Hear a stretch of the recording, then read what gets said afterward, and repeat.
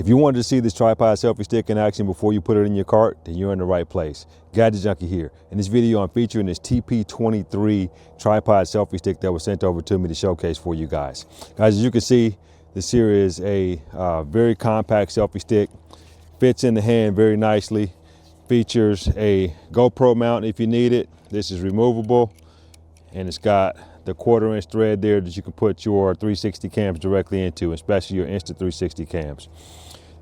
Easy to use. You simply let it out to the length you need to have it at. It goes out to 53 inches, 53.5 inches actually. And it's got a tripod base there so that you can set your camera down and have it stationary. So I'm gonna get my Insta360 transferred over to this here, and we're gonna go for a quick walk. Guys, so now we got this Insta360 on the selfie stick now. We're just going for a quick walk so that you guys can see the invisible effect of the selfie stick.